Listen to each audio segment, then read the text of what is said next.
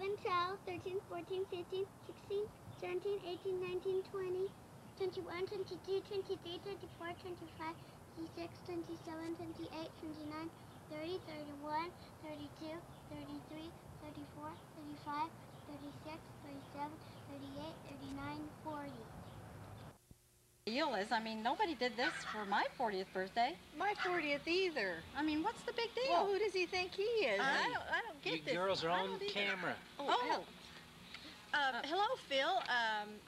This is your life, and here are some pictures of you when you were growing up. And we also have some pictures here that I thought that you would enjoy looking at. One of Uncle Bob, and of course the one there of the two little boys I'm sure you recognize.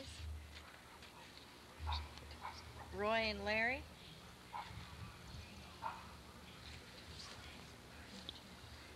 Okay, what's next?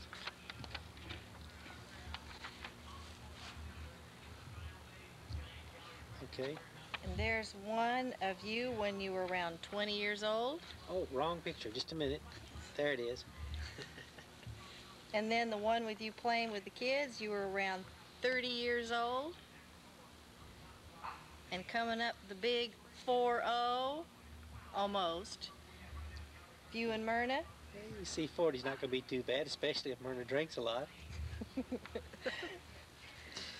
And then back over here is a picture of you when you were about 3 years old. Oh, what's this one right here? Oh, the one to the tombstone. Helen, you weren't supposed to put that one in there. That must be the big 5-0.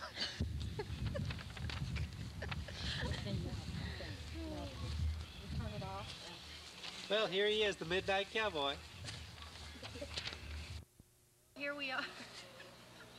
This is your life. And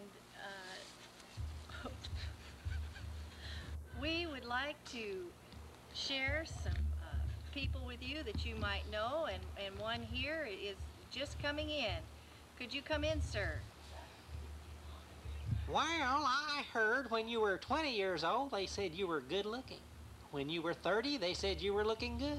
And now that you're 40, well, you're looking good for your age. Yeah, that was just wonderful. And wonderful. Phil, do you think that you can recognize that voice? Let's hear him again.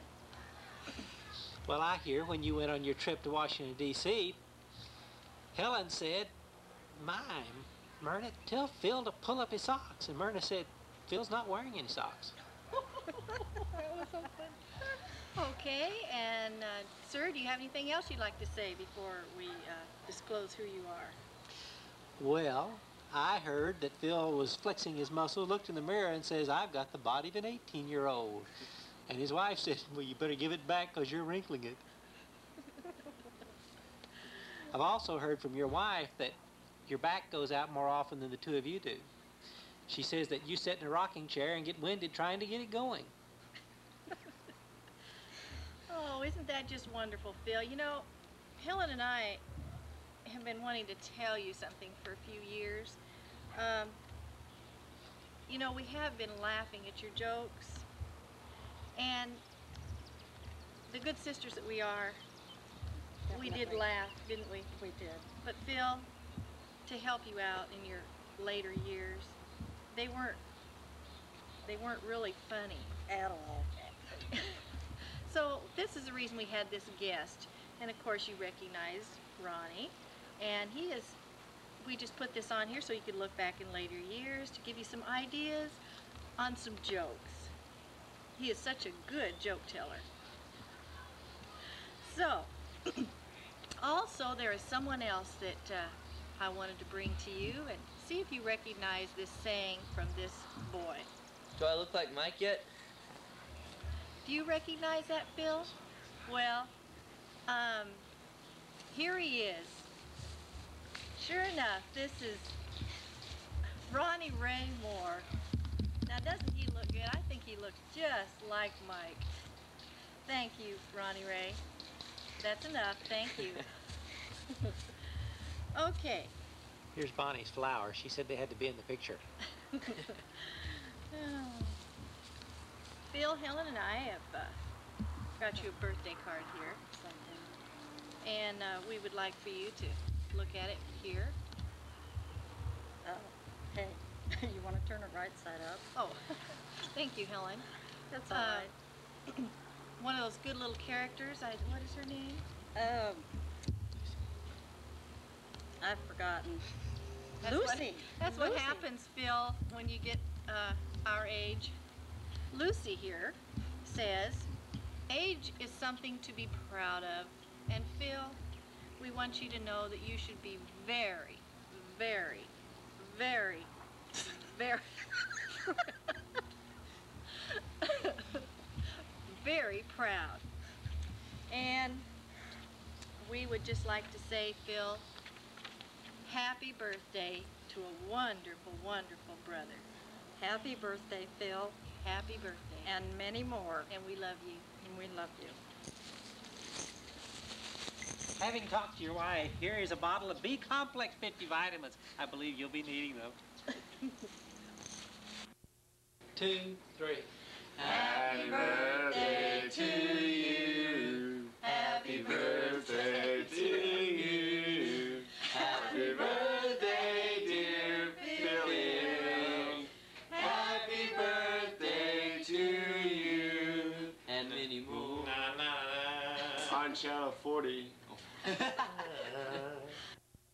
Of course, I hear when they get older, they need to, you need to speak up a little more and be a little bit more dramatic in your gestures. The sight and the hearing starts to go. So, Phil, you over here, I just wanted to spend a few minutes reminiscing about my older brother.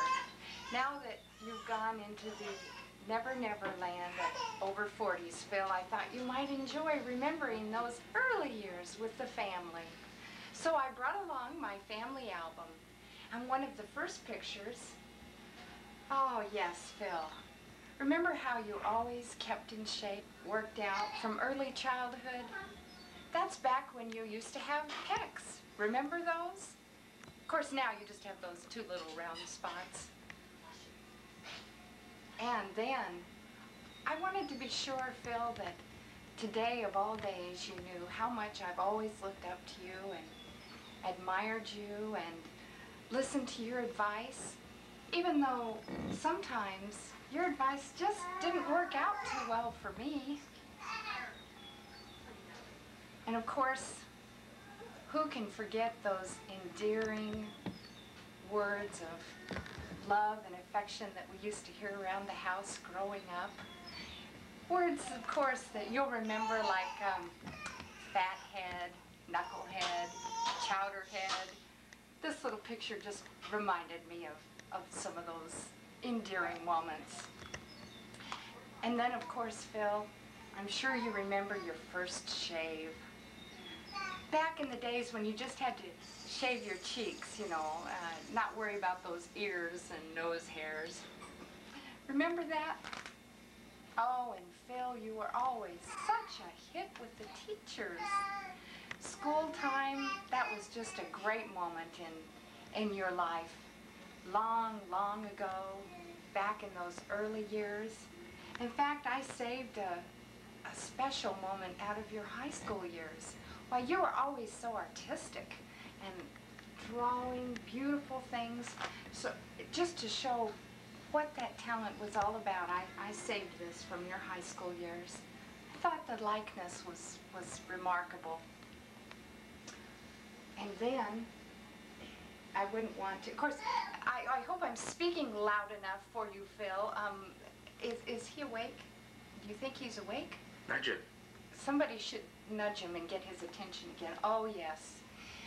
And then, of course, even though I felt so close to you, Phil, I have to admit that your closeness with the older sisters, Bonnie and Helen, was maybe a little bit closer when we were at home than it was with me. I remember you and Bonnie having milk and cookies together and how much you looked alike and shared those special moments. Do you remember this, Phil?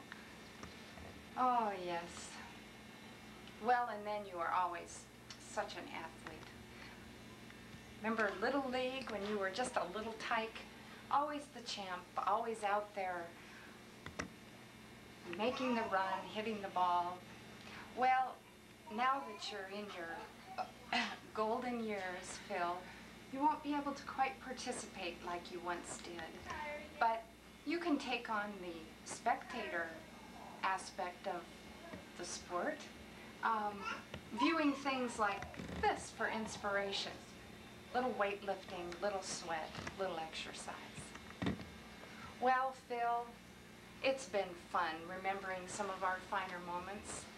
You know, I guess I always have to remember the jokes that you told through the years and you still tell over the phone, and they're not really funny, but we laugh because we know that now that you're into those golden years, that's important to you, the little things, laughing, smiling, seeing, hearing. So we try to accommodate. But Phil, most of all, we wish you a happy 40th birthday. Birthday, Uncle Phil. Say happy birthday, Uncle Phil. Say hi, Uncle Phil. Say, can you see me, Uncle Phil? Do you have trifocals, Uncle Phil, so you can see me? Yeah. Happy birthday to you. Happy birthday to you. Happy birthday, dear Uncle Phil. Happy birthday to you. And you'll say happy birthday. Happy birthday. Phil, your jokes aren't really funny. And here he is now, or here's where he was, at 5903 Mount Eagle Drive in Alexandria, Virginia.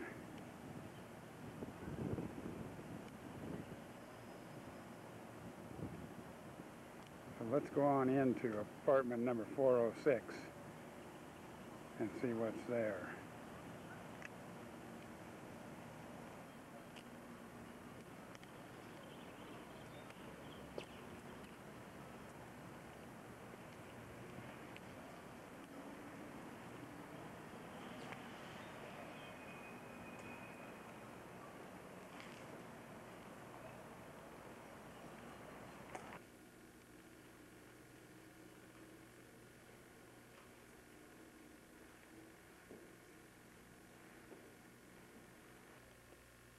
And here we are in 406, and there comes Phil's mother now.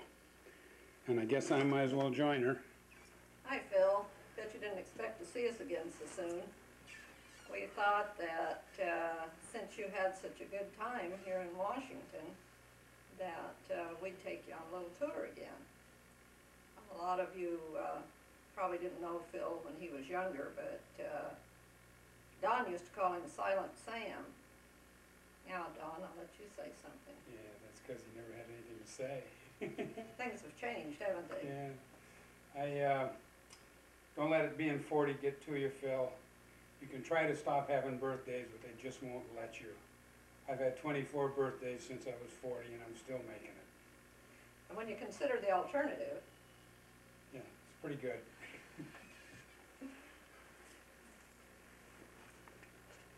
Here's your private limousine waiting for you, Phil. Right on inside there, and there's your mom waiting for you too. There's the annex to the Library of Congress where Phil and all of us went to lunch. And right across the street over here is the main Library of Congress.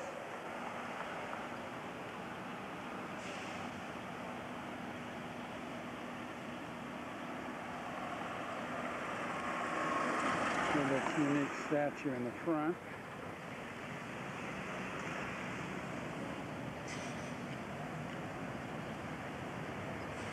And then just beyond that is the Supreme Court. You can see the roof and the flag. We'll walk down there. Just a second. there's our little tour mobile, which was another mode of transportation. All right.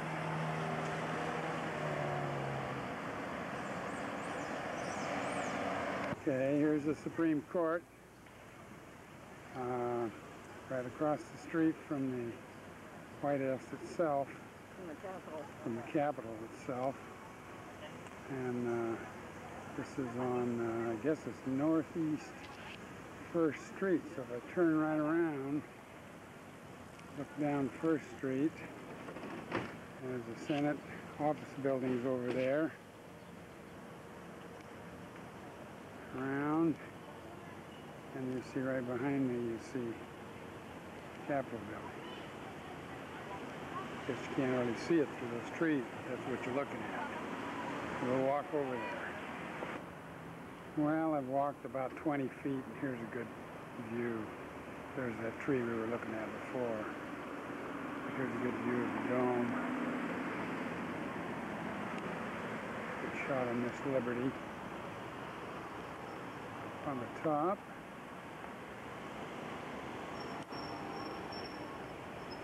And we'll go take a picture in front of the thing. We want to get Phil to get acquainted with this, so as soon as he's elected to the Senate, why he'll know where he's going back here. Here's a pretty good shot of the Capitol in its entirety. A little bit close. We're going to walk around this side over here where we're looking now and take a picture down along the mall. There you see Betty walking down there,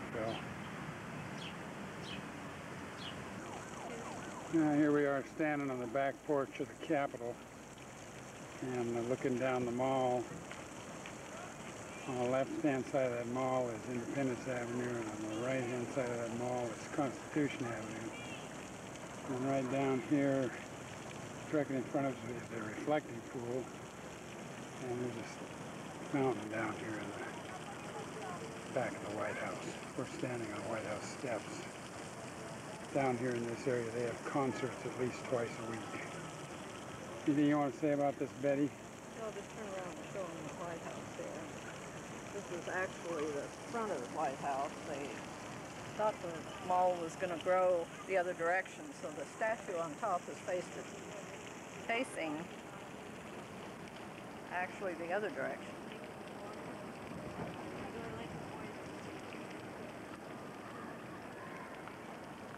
Okay. It's using an awful lot of film. Yeah. It isn't film, is it? It's time. Yeah. Stop it. Okay.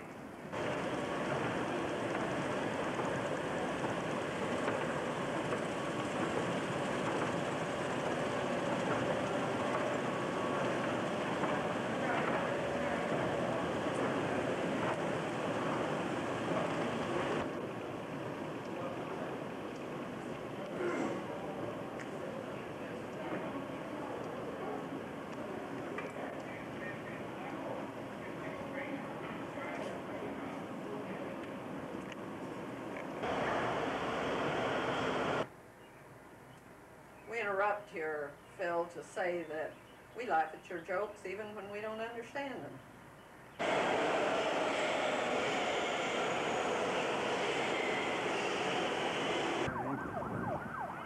There we are. We've just taken the metro down to the Smithsonian Station.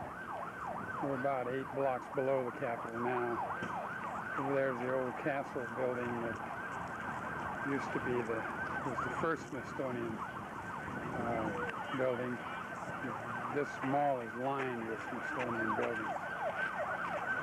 I can't turn around into the sun and take the picture of the Washington Monument. I'll have to wait till I get down on the other side of it.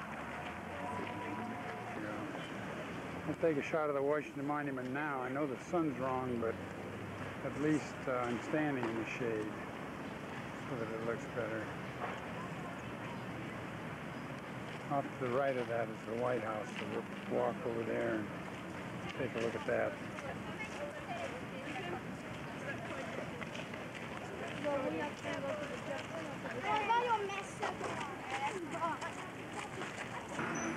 Here's another shot of the Washington Monument. I still can't get all of it in the frame. I'm too close to it. Look at the flags all the way around it. See that line about a third of the way up where the stone changes? took a break, ran out of money, and it was about 30 years that was as high as it was before they finally got around to finishing this crazy thing. Right behind us is the ellipse, and the White House is beyond that, so we'll walk over there. And around this way to the Smithsonian. Okay. I don't see any Smithsonians over there. Now I see that one natural.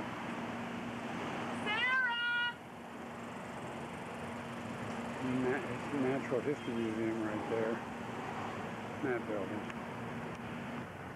Phil was looking for a place to move when he was here, and I asked him, he looked into that big white house up there on Pennsylvania Avenue. I heard it was going to be vacant around the first of the year, but it turns out a guy by the name of Dukakis and a guy by the name of Bush both want to get in there.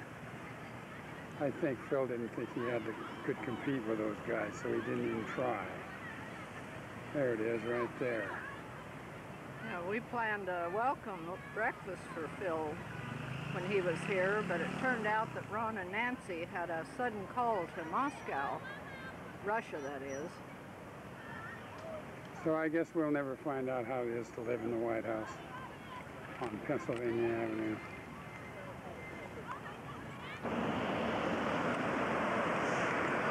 Well, I had forgotten what an important part this guy Jefferson played in the creation of this nation, so I moved back here. This is the Jefferson Memorial on the tidal basin. People out in their paddle boats, such a beautiful day.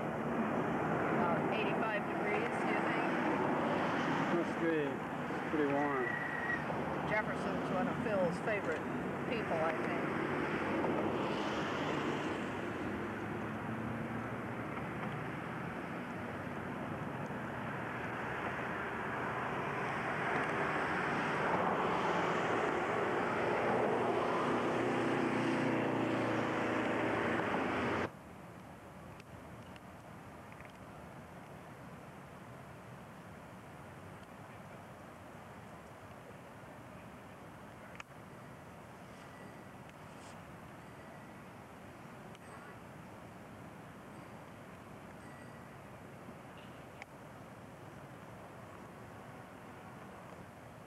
This is the Lincoln Memorial Reflecting Pool. And I'm panning over to the Lincoln Memorial. I'm standing in the shade, otherwise I wouldn't be able to take pictures down this direction. The sun's awful bright. So let's just zoom in on that Lincoln Memorial. And I don't think I'll walk down there. I think that's about as close as I want to get.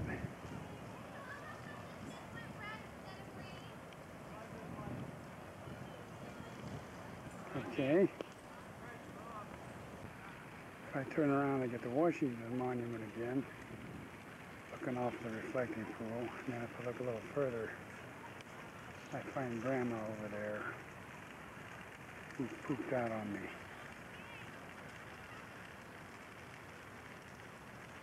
She was sitting there in her tennis shoes, which is typical of Washington sightseers.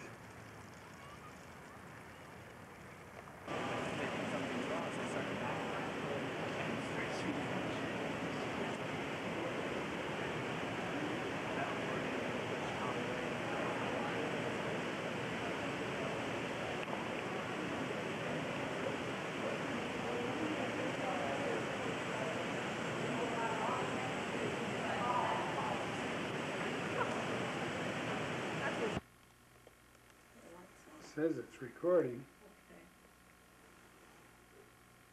Okay. And the thing's turning. So Phil, we're back home after our little mini tour. I'll have you know we walked to all those places. And happy birthday. And as your parents, Phil, we laughed at your jokes because we really thought they were funny.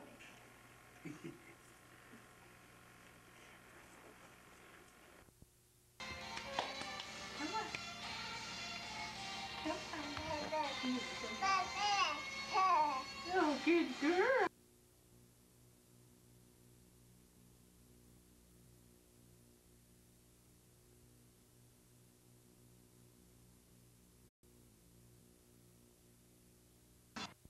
Birthday to you.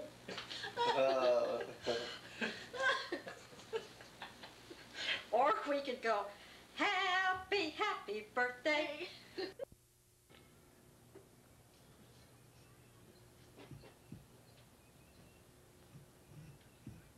Phil, is that you in there,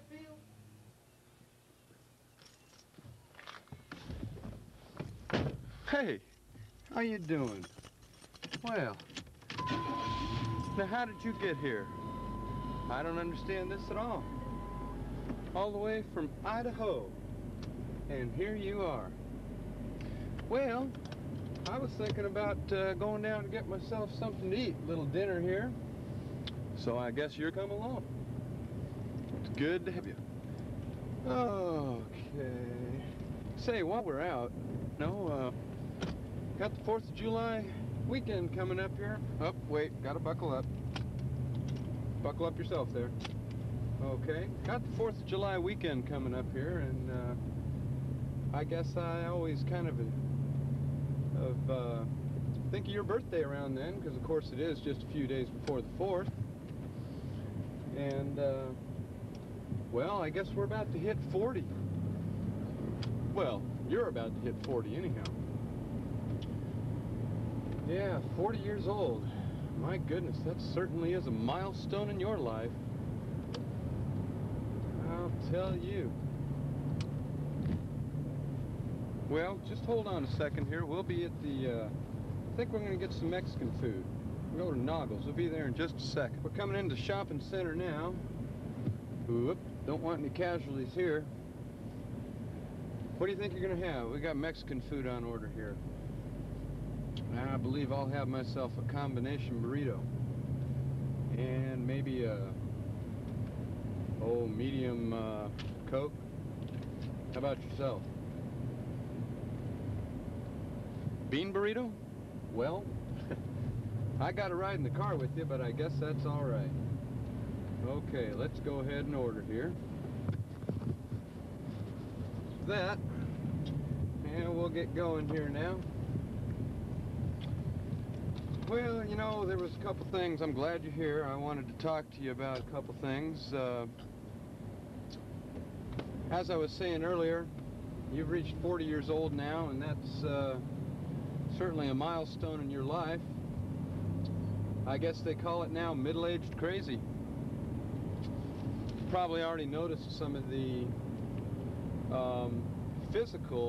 more physical symptoms of the middle-aged crazy syndrome. I guess the most common of those is the Dunlop's disease, where, of course, your stomach Dunlopped over your belt, and then following that would probably be the salt and pepper hairstyle. But I suppose that the most humiliating of these is the dreaded body hair. You know, God had to have had a sense of humor when it came to body hair. When you get older, He tends to take the hair off the top of your head and make it grow on top of your ears. That certainly makes no sense to me. But that's one of those things that I guess you just have to cope with. Now, the way that I hear it, and I do want you to know that I took the pains to thoroughly research the common sequence of events related to this male menopausal state. And the way that I see it, the unsightly little tufts of hair coming from your earlobes is generally the one that tends to send even the best of men to topple over that high wire of sanity into the depths of, maybe we should say, irritability. Yeah, well, anyhow, you're going to notice that from here on out, erratic behavior as well as irrational decisions and irresponsible actions are not at all uncommon. So I think that it's probably a wise thing for you to just take a little bit of time in watching and listening to the things that I've put together here. I think that they should probably help you.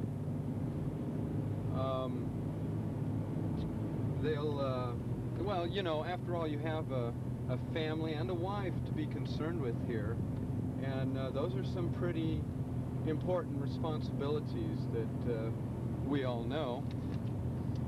So from here on out, maybe if you just sit back and try to imagine some of the things that I'm trying to relate to you as we go on.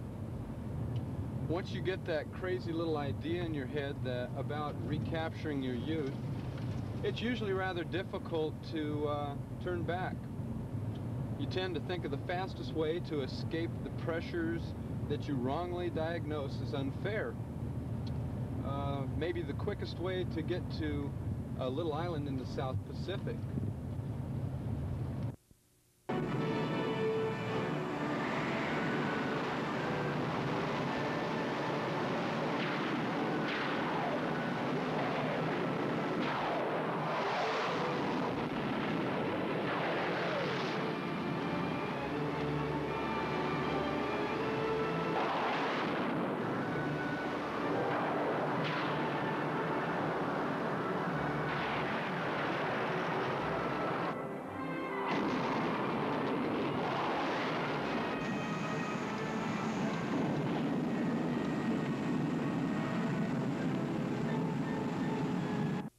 Wow, you certainly have a vivid imagination.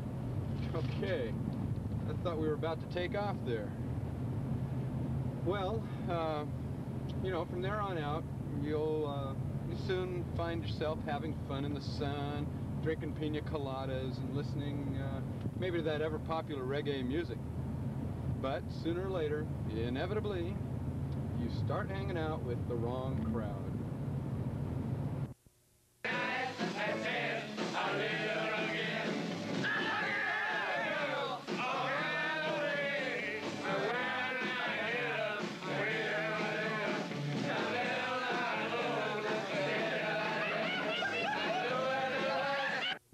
What I mean, you're getting the picture. Whoa, whoop-de-doo. Yeah, I think you're getting the picture there. But, you know, the parties start and they never end. They just keep bringing you lower and lower into the depths of debauchery.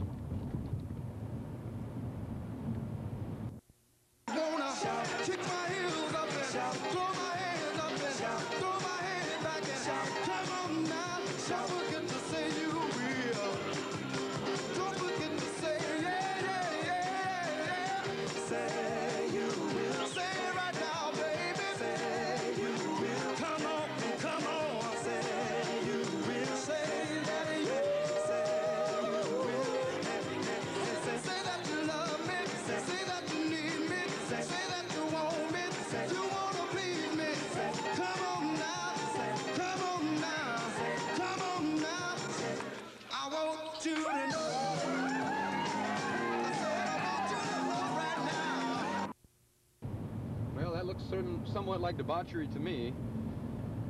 From here on out, you'll probably realize that you can truly not find any happiness that can match that which you've had over the years with your wife and family. You know, is it too late now? Have you gone too far? Well, you might come to that conclusion, so now I guess you'll be thinking maybe you should try just anything to get a little excitement in your life. Maybe stealing a car. Now,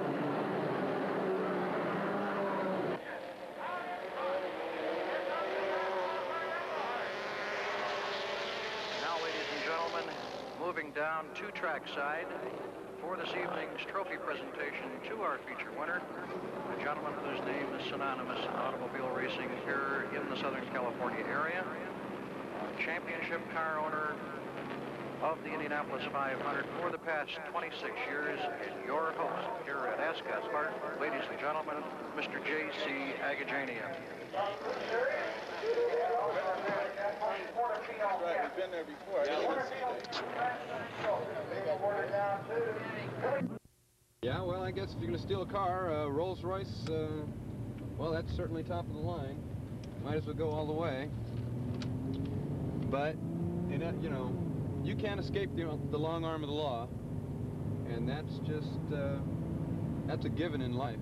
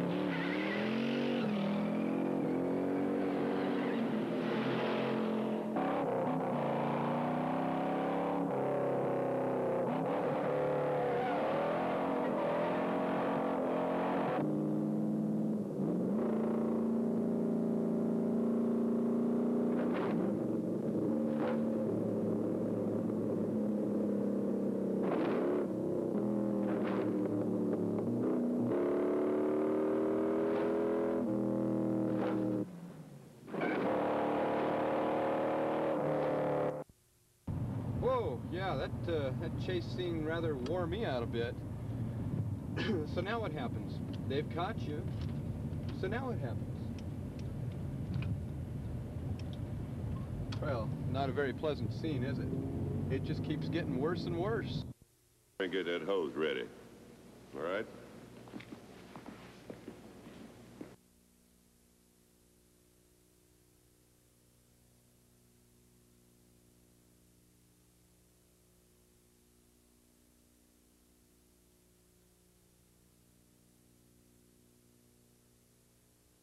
Boy, this is the Teasel, Galt. Look at that.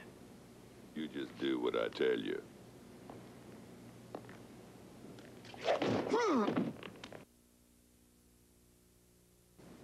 Well, the man said clean him up. Clean him up.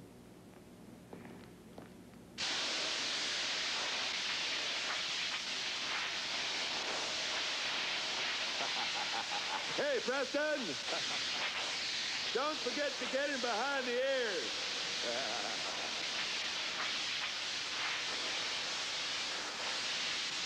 How you like that, huh? What's the matter, Mitch? Don't you like water sports? Yeah, so now you're probably pretty depressed. Your spirit's broken, and you never saw it coming. You lost your pride, your self-respect. You probably wind up alone and prematurely senile. Or worse yet, insane. Time.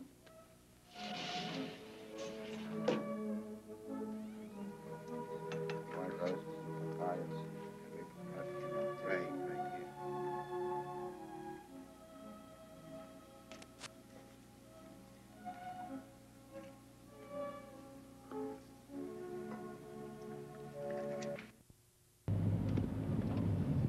Well, there you have it. I think it's about as plain as the nose on your face there, Phil. Oh, sorry, no offense intended, but anyhow, you couldn't have two roads more plainly laid out in front of you. You can take the road that you know very well, family, the love, the life that you've grown accustomed to, or you can travel down the road that I've just taken you down. And you got a choice. And I know you'll make the right choice, Phil. You always do. Happy birthday, big boy. Just wanted to tell you how much I loved you. And you've been a great help over the years. I wouldn't trade you for anything. I love you a lot. You have a great birthday. And, well, there is just one other thing. Since you're 40, I think you're probably old enough to hear this. Your jokes were never really funny anyhow, Phil. I laughed out of courtesy. And, you know, I'll laugh in the future, too. And I love you. Happy birthday.